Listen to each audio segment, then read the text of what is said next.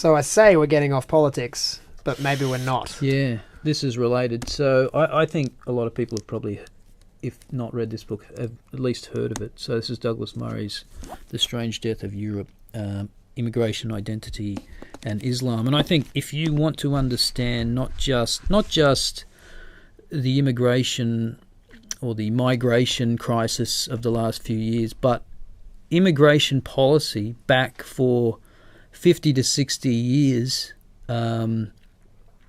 basically after the Second World War, and this just ongoing policy mistakes, laws of unintended consequences. I mean, the strange thing is about this is that it all is, there's no conspiracy here. And, this is what I hate about YouTube, where we have these people who come on, it's the Jews and George Soros and the globalists and blah, blah, blah, blah, blah, blah. Yes, they're annoying arseholes. Illuminati. Yeah, the the Rothschilds, the Bilderberg Group. I mean, go away with that shit. Everything's...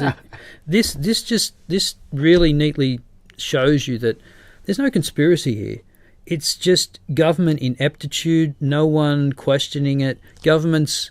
the public have been heading in a particular direction, and the governments have just ignored them wholesale. I mean, give you one, like, the first thing he does is he says, for a start, the immigrants that came over to Europe after the Second World War, it was the politicians thought they'd come and work, they'd earn some money, and they go home. Yeah, but they didn't.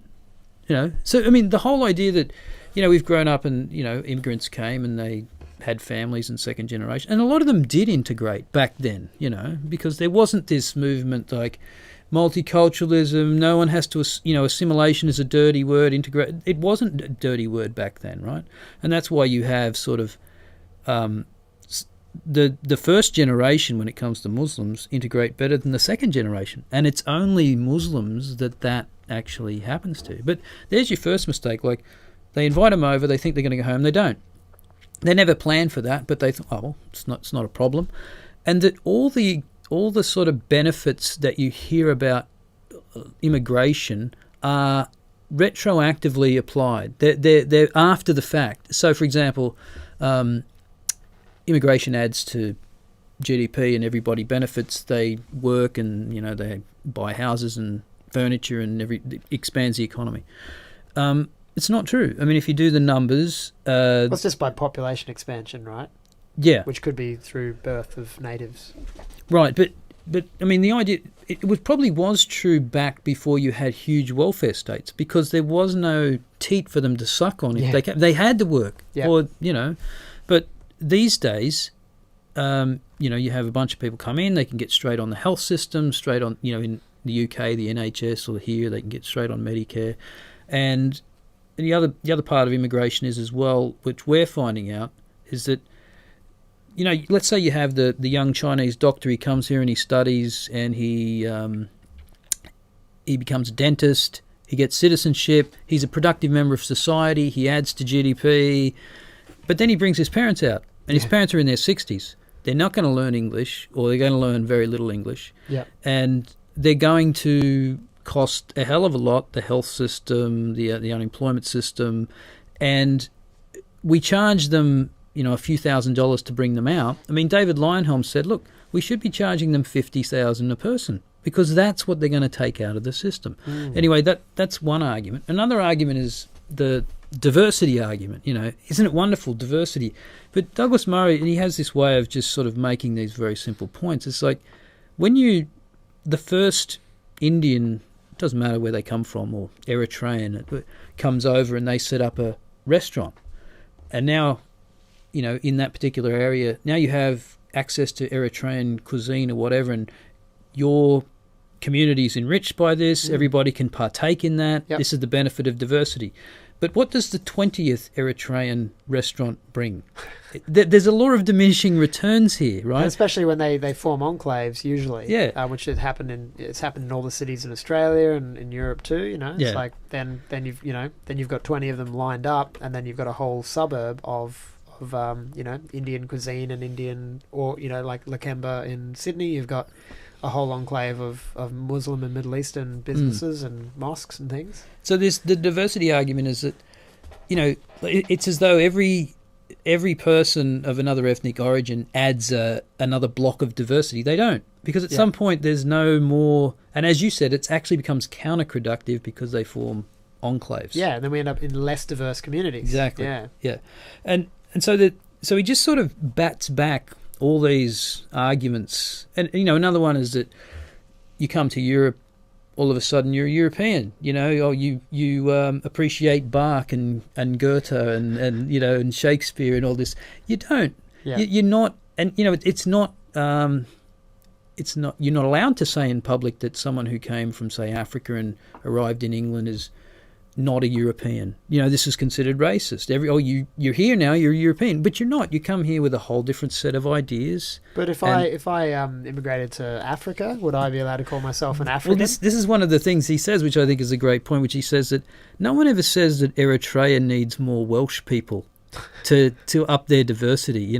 China is not. What we need is an injection of Swedes in Shanghai for more. No one says that. Yeah, well, right? China and Japan in particular are very ethno non-diverse. And it's in their laws. They're just like, well, you need to protect our ethnicity and our identity, and it actually works out better in terms of cohesion of the community and crime rates and that sort of thing. Yeah. And it sucks because it's like the idea of multiculturalism is a beautiful idea. But it seems to be, when we look at the evidence, as you say, that the more multicultural a society is, the less trust there is. And I think another part to that bit about the idea that you arrive in Europe and you're considered European. But once you get so many people in, you actually have to change who you are, because your values are no. You can't say, "Oh, what are English values?" because there aren't any anymore. Yeah. Because you've got all these people who have other values, and so you end up with this wish-washy. Oh, well, our values are diversity. Diversity, and we're tolerant. Yeah, and those aren't. They're not values. Traditional values. Yeah. And to my mind, it's the crisis of what are your values and not knowing what they are, and not being able to stand up for them. And so you've got a valueless society. And go back to Lauren Southern. I don't know if you saw the street interview she did about what makes someone British, and she was interviewing Muslims, and they basically said, "Oh, having a UK passport." That was it. And again, she was it was a provocative sort of thing to do, but it I think it demonstrates that idea that there's no appreciation for the historical legacy of Christianity, Magna the Carta, Reformation, Renaissance, none of that stuff. Yeah, and that will probably be the death of it. Even it doesn't matter who you are or where you come from, if you don't understand or know about these things, these milestones in Western civilization. If you don't understand how hard fought they were, like how many people died to get these things that we have and enjoy, and if you don't value them, and then you don't have any motivation to protect them whatsoever, and this is what we're seeing from the native European white SJW kids, and in America too, like all these young white kids who are being raised on this social justice diet of guilt as well. They colonialism. They hate their own existence. They hate themselves, and they're told that they should. And then they don't have any value or respect for the institutions that make Western civilization so great, and those institutions will die if nobody stands up to protect them. And Murray brings up the idea that was it Edmund Burke that said that civilization is essentially a pact between the dead, the living, and the yet to be born, and that you have an obligation to hand down the culture that you inherited, and you're not doing that now. Yeah, and by the way, it's been forced on people in a way that they didn't ask for. They didn't ask their governments to do this.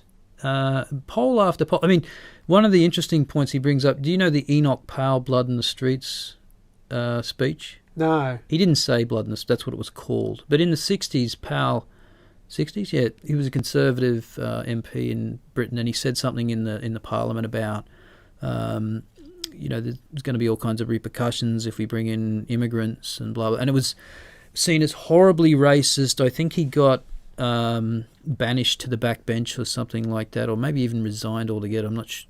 I forget the I forget the actual details. The thing was, he had such popular public support, and he was like, people were thinking he could be the next PM. Yeah, right. Now, the thing is, his predictions, which were seen at the time as so horrible and racist, underestimated what actually happened. He actually underestimated this. Yeah. And so but still no one will say that publicly in the parliament or in the government. Well, there's a certain cadre of the population who think it's a good thing. You know, they don't think it's a disaster at all. They think it's wonderful, multicultural. Hey, and some of them are even coming out and saying they think it's the genocide that's happening against the whites in South Africa. A lot of people are just saying, well, they deserve it. It's like these little children who had absolutely nothing to do with apartheid, nothing to do with colonialism, and they're being punished for the sins of their fathers. Not even really. That's just the excuse being given. And people people in Western democracies like ours are saying, yeah, they deserve it. Have you seen the clip of a German woman, she's short-haired German woman. She's some kind of counselor or something like that, and she made this speech where she said, in so many years, white Germans will be a minority, and this is a great thing. Yes. I mean, that captures that essence of the guilt of your own culture, your own self-loathing, and that's everywhere across Europe. And even it's interesting because Murray says, like, you'd think the Swedes don't need to feel guilty about any type of colonialism, right? They're completely guilt-free on that measure. Yeah. And yet, I think he said that the statistics suggest that within most living Swedes' lifetimes, unless you're really old, they will see themselves become a minority in their own country. And what the interesting thing about this is how brainwashed they are, is that a lot of the ethnic Swede, who are Swedish, traditionally Swedish, have moved out of cities to a more country because they don't like the diversity. But when they're asked in polls, are you for diversity? The further you are away, the more in favour of diversity you are. So you want that ethnic you want it for other people. Yeah, you don't want it for yourself. Yeah. You want it for other people. And I think that's the guilt at work. It's like you want to appear to be this virtuous person. Oh, yes, I'm for this wonderful multicultural melting pot, except I don't want to actually be in it. Well, the instinct to survive kicks in at some point and you get out of the hell zone, But you do get the feeling that for a lot of Europe, it's too late. Yeah. It is too late. It's good opportunity to give my book another little plug here, because this is actually one of the issues that I address in my book. This is set maybe half of the book is set about 20 years from now, and there's a chapter, there's a character in here called Francois Ernst. He's a French German, right, and very deeply connected to his European roots, but he's living in America doing this AI research, and we hear the characters in America are hearing reports of what's going down in Europe. And it's sort of my predictions of how this immigration crisis plays out if we don't turn it around. Yeah. Now, I'm not as across the current data as you are, and I haven't read Douglas Murray's book. But when I wrote this, I had this, this hope that maybe we can still turn it around. And so if I give a nightmare, like apocalypse scenario of what happens, maybe that can contribute to people starting to turn it around. But do you think Europe has a hope of turning it around? I mean, I wouldn't say all hope is lost, but it's sort of like there's a point where, if you go back to, say, just after 9/11 and you said things like, you need to keep an eye on immigration coming in, especially Muslim immigration, people have just missed you out of hand. You're a crackpot. You're an idiot. You can't do that today. And the point at which it became sort of, we'll deal with that down the road when it's a problem. Yeah. And it's a problem, that's gone. That point where you could say we'll deal with it down the road is here. Yeah. And the people denying it are just having to completely ignore all data, statistics, facts, the crime rates, like all of it. They're just having to pretend it away. And it's just so out there now. It can't be done. I think it's this wishful thinking that, yes, we know there's going to be teething problems. We know there's going to be crime rates, but eventually they'll assimilate. But the evidence suggests, as we said, if they're concentrated in enclaves, if you take in I'm not against immigration. Immigration's good. We have a decent immigration program here because we have a skilled points system at least. And quotas, so it's like we're not overburdening. But I still think we're bringing in too many. I mean, we now have, yes, it adds to our GDP, but if you look at GDP per capita, it's not going anywhere at all. It's not helping. It's just putting more stress on our big cities because that's where everyone goes. Yeah, Sydney. Yeah, but I mean, you do have to be careful. And some people say, "Oh, look, people in sub-Saharan Africa are having 5 kids a family, and if they come here in 10 years, they go." You can't look at it that way because when they join a society like the UK or whatever, they're not going to have the same amount of kids that they had in Africa. It's just not possible. Yeah. I mean, go back and have a look at Iran in the 1950s and 60s. The average woman was having 5 or 6 kids. Today, it's down to 2. Huh. So they will also fall in. So I wouldn't get too carried away with, Muslims will be 50% of Europe in 20 years. You got to be more circumspect than that, I think. But it's bad enough in certain parts of Europe, I think. Yeah, and I guess part of the problem too is not just the numbers and the ratios of numbers, but the amount of tension, the racial and ethnic and cultural tension that's brewing. Yeah. You don't need 50% of the country to be Muslims. You just need 10% and them to be very angry and really want to get out and have a war in the street for there to be a real problem. So, I mean, just the fact that you have.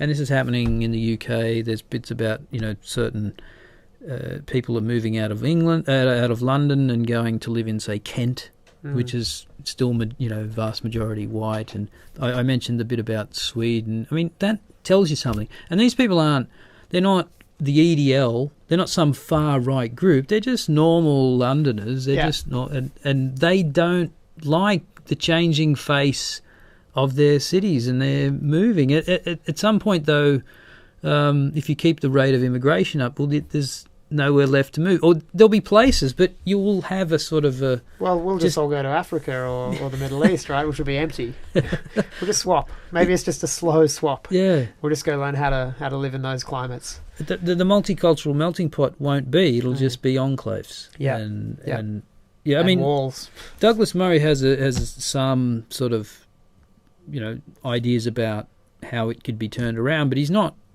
positive about it. Yeah.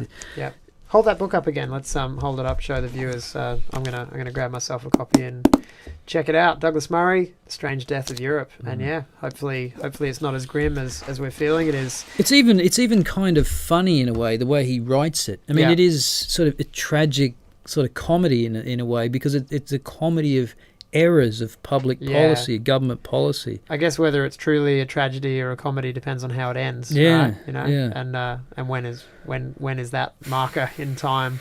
Hopefully, I'll be 6 feet under. Yeah. Well, at least before things get really, really, really bad. Hey guys, this is James Fox-Higgins for The Rational Rise. I hope you enjoyed that presentation. If you like the content we're producing, there are a number of ways you can support us to help us make more. Head to our website, therationalrise.com, to read our written articles, sign up to our mailing list, and to view the t-shirts, mugs, and other merchandise that we have for sale. We'd also love it if you'd become a Patreon supporter, and for as little as $5 a month you can donate to our project to ensure that we're producing content every week to stimulate your mind. You can also purchase a copy of my book, The Ghost of Emily, which is available in paperback and Kindle editions from Amazon right now. It's action-packed science fiction loaded with philosophy. Otherwise, just hit like, share and subscribe to make sure more people find out about our videos, and leave your comments below. See you next time.